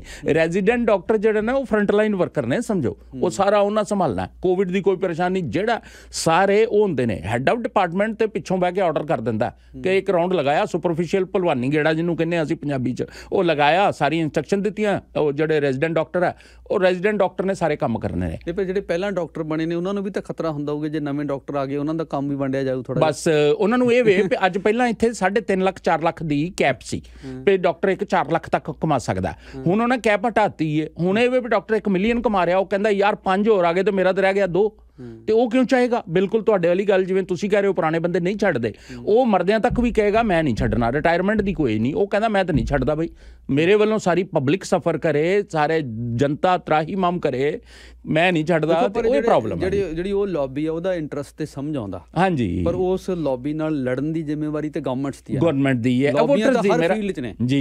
ਜੀ। ਤਾਂ ਮੇਰਾ ਜਸਵੀਰ ਜੀ ਲੋਕਾਂ ਨੂੰ ਇਹੀ ਕਹਿਣਾ ਹੈ ਕਿ ਸਫਰ ਤੁਸੀਂ ਕਰਦੇ ਪਿਓ। ਮੈਂ ਇੱਥੇ ਇੱਕ ਹੋਰ ਛੋਟੀ ਜਿਹੀ ਗੱਲ ਕਹਾਂਗਾ। ਮੈਨੂੰ ਇੱਕ ਪਾਕਿਸਤਾਨੀ ਡਾਕਟਰ ਮਿਲੇ, ਉਹਨਾਂ ਦੀ ਯੰਗ ਲੜਕੀ, ਯੰਗ ਬੇਟੀ, ਤੁਸੀਂ ਇਮੇਜਿਨ ਕਰੋ, ਉਹਨੂੰ ਵਿਚਾਰੀ ਨੂੰ ਆਟੋ ਇਮਿਊਨ ਡਿਜ਼ੀਜ਼ ਹੋ ਗਿਆ, ਉਹ ਅੱਗੋਂ ਡਿਵੈਲਪ ਹੋ ਜਾਂਦੀਆਂ ਕੰਪਲੀਕੇਸ਼ਨਸ। ਉਹਨੂੰ ਜਨਾਬ ਇੱਥੇ 8-9 ਮਹੀਨੇ ਦੀ ਉਹਨੂੰ ਅਪਾਇੰਟਮੈਂਟ ਮਿਲੀ। ਇਹਨਾਂ ਰਿਕੁਐਸਟ ਕੀਤੀ, ਕਹਿੰਦੇ ਨਹੀਂ ਉਹ ਹੈ ਹੀ ਨਹੀਂ ਅਪਾਇੰਟਮੈਂਟ ਪਹਿਲਾਂ ਅਵੇਲੇਬਲ, ਐਂਡ ਉਹ ਅਪਾਇੰਟਮੈਂਟ ਤੋਂ 1 ਮਹੀਨਾ ਪਹਿਲਾਂ ਮਰ ਗਈ ਵਿਚਾਰੀ, ਉਹਦੀ ਡੈਥ ਹੋ ਗਈ। Can you imagine the ਪਲਾਈਟ of the parents, ਕਿ ਕਿੰਨਾ ਦੁੱਖ ਹੋਏਗਾ ਜਿਹਦੀ ਯੰਗ ਬੇਟੀ ਜਿਹੜੀ ਹੈ ਉਹ ਮਤਲਬ ਅਪਾਇੰਟਮੈਂਟ ਤੋਂ ਪਹਿਲਾਂ ਡੈਥ ਹੋ ਗਈ। ਲਾਨਤ ਹੈ ਯਾਰ ਇਹੋ ਜਿਹੇ ਜਿਹੜਾ ਕੰਟਰੀ 'ਚ ਤੁਹਾਡਾ ਇਹੋ ਜਿਹਾ ਹੈਲਥ ਸਿਸਟਮ ਹੈ।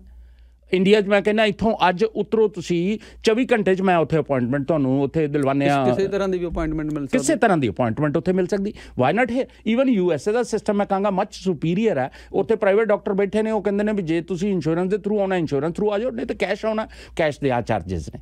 ਤੇ ਉਹ ਡਾਇਰੈਕਟਰ ਜਿਹੜਾ ਹੈ ਇਸ ਚੀਜ਼ ਨੂੰ ਐਂਟਰਟੇਨ ਕਰਦੇ ਨੇ। ਤੇ ਤੁਸੀਂ ਉਹ ਮੈਨੂੰ ਕਿੰਨਾ ਮਤਲਬ ਇਹ ਦੁੱਖ ਵਾਲੀ ਗੱਲ ਹੈ। ਇੱਕ ਮੇਰੇ ਇੱਥੇ ਮੈਂ ਡਾਕਟਰ ਨੂੰ ਜਾਣਨਾ ਸੀਨੀਅਰ, ਤੁਸੀਂ ਇਮੇਜਿਨ ਕਰੋ, ਉਹਨਾਂ ਦੀ ਮਦਰ ਨੂੰ ਹਾਰਟ ਅਟੈਕ ਹੋਇਆ। ਉਹਨਾਂ ਨੂੰ ਮਦਰ ਨੂੰ ਹਾਰਟ ਅਟੈਕ ਹੋਇਆ, ਸ਼ੀ ਕੈਪਟ ਮਤਲਬ ਉਹ ਪਤਾ ਨਹੀਂ ਸੀ, ਕਈ ਵਾਰੀ ਹੁੰਦਾ ਬੜਾ ਸਟਲ ਹਾਰਟ ਅਟੈਕ ਹੁੰਦਾ, ਤਾਂ you can't identify heart attack ਹੈ, ਦਿਲ ਘਬਰਾ ਰਿਹਾ ਜੀ। ਉਹ ਉੱਥੇ ਬੈਠੇ ਨੇ ਹਸਪੀਟਲ 'ਚ, ਵੇਟਿੰਗ 'ਚ ਬੈਠੇ ਨੇ, 8 ਘੰਟੇ ਬੈਠੇ ਰਹੇ, ਕਿਸੇ ਨੇ ਅਟੈਂਡ ਕੀਤਾ, and she died in the chair. Can you imagine? ਇਹ ਹਿਸਾਬ ਕਿਤਾਬ ਹੈ ਇੱਥੇ। ਤੇ ਸਿਸਟਮ ਤੁਹਾਡੀ ਦੇਖੋ ਜਿਹੜੀ ਪੇਨ ਹੈ ਉਹ ਮੈਂ ਸਮਝ ਸਕਦਾ। ਤੁਹਾਡੀ ਜਾਂ ਤੁਹਾਡੇ ਵਰਗੇ ਜਿਹੜੇ ਕੁਆਲੀਫਾਈਡ ਪ੍ਰੋਫੈਸ਼ਨਲਸ ਨੇ, ਜਦੋਂ ਉਹਨਾਂ ਨੂੰ ਇਸ ਮੁਲਕ 'ਚ ਬੁਲਾ ਕੇ ਉਹਨਾਂ ਨਾਲ ਇਸ ਤਰ੍ਹਾਂ ਧੋਖਾ ਹੋਏ, ਜਦੋਂ ਉਹਨਾਂ ਦੀ ਜਿਹੜੀ ਸਕਿੱਲ ਹੈ ਉਹਨੂੰ ਕੋਈ ਰੈਕਗਨੀਸ਼ਨ ਨਾ ਮਿਲੇ, ਤੇ ਅੰਦਰੋਂ ਦੁੱਖ ਤੇ ਹੁੰਦਾ ਬਹੁਤ। ਤੇ ਇਸ ਗੱਲ ਨੂੰ ਅਸੀਂ ਸਮਝ ਸਕਦੇ ਹਾਂ। ਪਰ ਇਹ ਇਕੱਲੀ ਪ੍ਰੋਬਲਮ ਤੁਹਾਡੀ ਨਹੀਂ ਹੈ, ਇਹ ਸਾਰੇ ਸਮਾਜ ਦੀ ਹੈ ਜੀ, ਸਾਰੀ ਪਬਲਿਕ ਦੀ ਪ੍ਰੋਬਲਮ ਹੈ, ਬਾਕੀ ਸਮਾਜ ਦੀ ਪ੍ਰੋਬਲਮ ਹੈ ਜੀ। ਤੇ ਜਿਹੜੀਆਂ ਲੌਬੀਜ਼ ਨੇ, ਜਿਹੜੀਆਂ ਇਹ ਜਿਨ੍ਹਾਂ ਨੇ ਇਹ ਜੱਫਾ ਮਾਰਿਆ ਹੋਇਆ, ਉਹਨਾਂ ਨੂੰ ਤੋੜਨ ਦੀ ਜ਼ਿੰਮੇਵਾਰੀ ਗਵਰਨਮੈਂਟ ਦੀ ਅਲਟੀਮੇਟਲੀ। ਜੀ ਕਿਉਂਕਿ ਲੌਬੀਜ਼ ਤੇ ਹਰ ਖੇਤਰ 'ਚ ਨੇ। ਲੌਬੀ ਜਿਹੜਾ ਲਾਲਚ ਇਨਸਾਨ ਦੀ ਐਸੀ ਬਿਮਾਰੀ ਹੈ, ਜਿਨ੍ਹਾਂ ਨੂੰ ਲਾਲਚ ਪਿਆ ਉਹ ਤਾਂ ਕਿਉਂ ਛੱਡਣਗੇ? ਉਹ ਨਹੀਂ ਛੱਡਦੇ, ਉਹ ਤਾਂ ਉਹਨਾਂ ਤੋਂ ਛਡਾਉਣਾ ਪਏਗਾ। ਛਡਾਉਣ ਦੀ ਜ਼ਿੰਮੇਵਾਰੀ ਗਵਰਨਮੈਂਟਸ ਦੀ ਹੈ। ਤੇ ਜੇ ਗਵਰਨਮੈਂਟਸ ਕੋਲ ਦਮ ਹੋਏ ਤੇ ਛਡਾ ਸਕਦੀਆਂ, ਤੇ ਜੇ ਕਮਜ਼ੋਰ ਸਪਾਈਨਲੈਸ ਪੋਲੀਟੀਸ਼ੀਅਨ ਹੋਣ ਤੇ ਫਿਰ ਨਹੀਂ, ਕੌਣ ਫਿਰ ਕੌਣ। ਪਰ ਮੇਰਾ ਜਸਵੀਰ ਜੀ ਜਨਤਾ ਨੂੰ ਹੀ ਇਹ ਮਤਲਬ ਪ੍ਰਾਰਥਨਾ ਹੈ, ਨਿਵੇਦਨ ਹੈ ਵੀ ਜਨਤਾ ਸਭ ਤੋਂ ਸਟਰੋਂਗ ਜੇ। ਇਹ ਪੋਲੀਟੀਸ਼ੀਅਨ ਵੀ ਜਿਹੜੇ ਗੋਡਿਆਂ ਭਾਰ ਆ ਜਾਂਦੇ ਨੇ ਜਦੋਂ ਇਲੈਕਸ਼ਨ ਹੁੰਦੇ ਨੇ, ਜਿਹੜਾ ਵੀ ਪੋਲੀਟੀਸ਼ੀਅਨ ਤੁਹਾਡੇ ਕੋਲ ਆਏ ਉਹਨੂੰ ਪਹਿਲਾਂ ਕਹੋ ਵੀ ਤੁਸੀਂ ਇਸ ਫੀਲਡ 'ਚ ਸਾਨੂੰ ਇੰਨੀ ਦੇਰ ਵੇਟ ਕਿਉਂ ਕਰਨੀ ਪੈਂਦੀ ਏ, ਮੈਨੂੰ ਕਿਉਂ ਬਾਈ 1 ਸਾਲ ਵੇਟ ਕਰਨਾ ਹੈ ਜਾਂ 6 ਮਹੀਨੇ ਮੈਨੂੰ ਕਿਉਂ ਵੇਟ ਕਰਨਾ ਪਏ ਅਪਾਇੰਟਮੈਂਟ ਦੀ। ਮੈਂ ਪਰਸਨਲੀ ਡਾਇਬਟਿਕ ਹਾਂ, ਮੈਨੂੰ ਅੱਖਾਂ ਦੀ ਅਪਾਇੰਟਮੈਂਟ ਲਈ, ਆਪਣੀ ਅਪਾਇੰਟਮੈਂਟ ਲਈ ਮੈਨੂੰ 6 ਮਹੀਨੇ ਨਹੀਂ ਮਿਲਦੇ, ਮੈਂ 6 ਮਹੀਨੇ ਦੀ ਅਪਾਇੰਟਮੈਂਟ ਨਹੀਂ ਮਿਲਦੀ। ਹੁਣ ਉਹ ਕਹਿੰਦੇ ਜੀ 9 ਮਹੀਨੇ ਬਾਅਦ ਮਿਲੇਗੀ ਅਪਾਇੰਟਮੈਂਟ। ਕੈਨ ਯੂ ਇਮੈਜਿਨ, ਇੱਕ ਡਾਇਬਟਿਕ ਦੀਆਂ ਅੱਖਾਂ ਤੇ ਉਦੋਂ ਤੱਕ ਚਲੀਆਂ ਜਾਣਗੀਆਂ ਬਾਈ। ਤੇ ਤੁਸੀਂ ਇਹ ਕਹਿਣ ਦਾ ਮਤਲਬ ਹੈ ਇਟਸ ਵੈਰੀ ਅਨਫੋਰਚੂਨੇਟ। ਤੇ ਇਹ ਪਬਲਿਕ ਨੂੰ ਵੀ ਸਮਝਣਾ ਚਾਹੀਦਾ, ਮੈਂ ਇਕੱਲਾ ਨਹੀਂ, ਪਬਲਿਕ ਬੜੀ ਸਫਰ ਕਰ ਰਹੀ ਹੈ। ਅੰਡਰਲਾਈਨ ਸਫਰਿੰਗ ਤੁਹਾਨੂੰ ਉੱਪਰ ਨਜ਼ਰ ਨਹੀਂ ਆਉਂਦੀਆਂ, ਪਰ ਇਹ ਪੋਲੀਟੀਸ਼ੀਅਨ ਦੇ ਇਹਨਾਂ ਨੂੰ ਪਿੱਛੇ ਪੈਣਾ ਸਾਰੀ ਪਬਲਿਕ ਨੂੰ। ਪਰ ਤੁਸੀਂ ਬਈ ਇਹ ਕੀ ਐਡਵਾਂਸਡ ਕੰਟਰੀ ਹੈ, ਐਡਵਾਂਸ ਸਿਸਟਮ ਹੈ, ਤੇ ਇੱਥੇ ਅਪਾਇੰਟਮੈਂਟ ਦੀ ਕੀ ਪ੍ਰੋਬਲਮ ਹੈ?